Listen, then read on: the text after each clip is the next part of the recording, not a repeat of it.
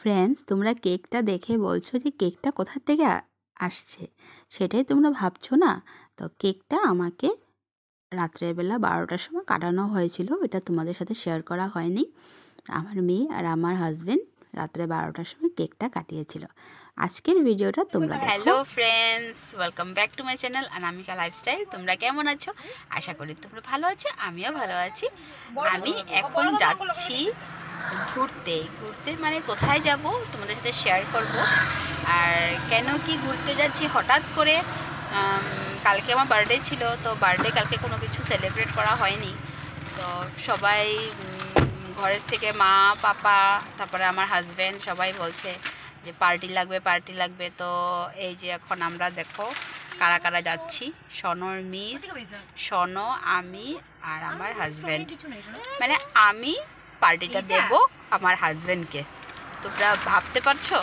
ঠিক আছে, তোমরা দেখতে থাকো। দেখো আমরা যাচ্ছি ডলফিন রিসর্ট। তো ডলফিন রিসর্টটা আমাদের রাস্তাতেই প্ল্যানিং হয়েছে। গাইস, ঠিক আছে, এসেছি ডলফিন রিসর্টে। তো দেখো নতুন রিসর্ট, তোমরাও দেখতে থাকো। যাচ্ছি রিসর্টের ভিতরে। রিসর্টের ভিতরে দেখতে তো অনেক সুন্দর সুন্দর, মানে আগের মানে বেড়ার সব কিছু, নিচে পুষ্কুনি আছে, তো এখানেই ডলফিন আছে। তো ডলফিনটা আমাদের এই জায়গাটাতে দেখো তোমরা বান দেওয়া আছে যে এখানে ডলফিন আছে, কিন্তু ডলফিনটা যে আছে আমরা তো দেখতে পারছি না। তো আমাদের কপালটা খারাপ, কেন কি আমরা দিনের বেলা আসতে লেগেছিল, দিনের বেলা আসতে পারিনি। এই দেখো এত সুন্দর জায়গা।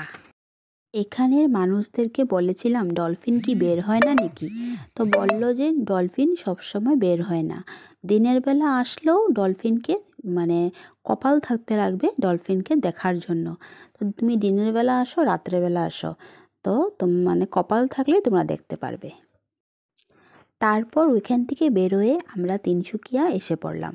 তিনসুকিয়া এসে আমার হাজব্যান্ড বলছে এখানে নতুন মল একটা খুলেছে, চলো ওইখান থেকে ঘুরে আসি।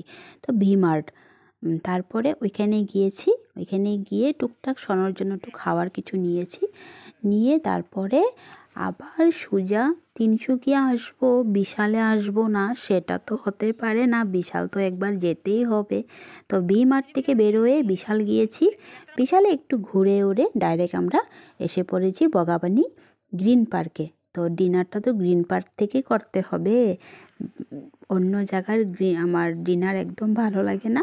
আমার গ্রিন পার্কে খেলে আমার মানে শান্তি, আমি মানে খেয়েছি, অনেক টেস্টি, অনেক মানে সুন্দর রেস্টুরেন্ট। তো এই যে দেখো আমার হাজবেন্ড তোমাদেরকে কী বলছে।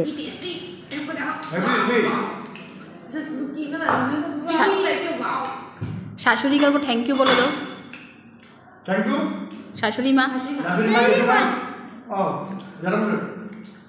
শাশুড়ি মা, শাশুড়ি মা Ricky thank you. Hey guys, dinner শেষ, এখন আমরা যাচ্ছি ঘরে। অ্যান্ড আমার বার্থডে পার্টিটা কালকে অনেক আধুরা হয়ে গেছিলো, মানে মনটা অনেক খারাপ ছিল। তো আজকে আমার বার্থডে পার্টিটা অনেক মজা হয়েছে।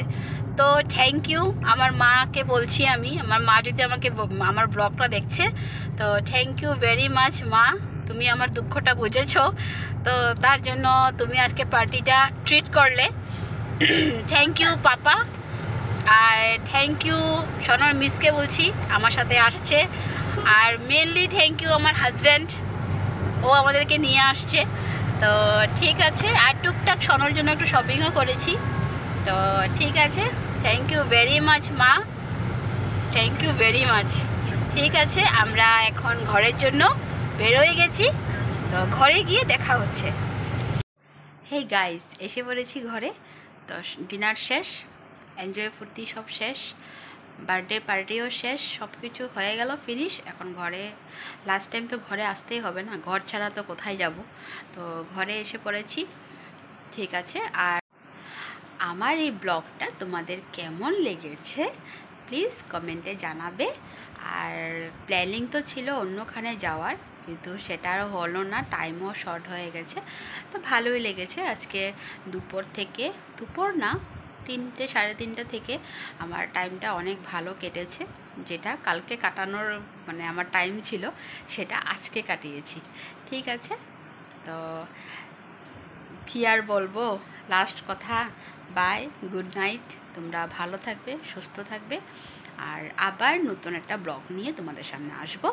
ঠিক আছে, টাটা, গুড নাইট।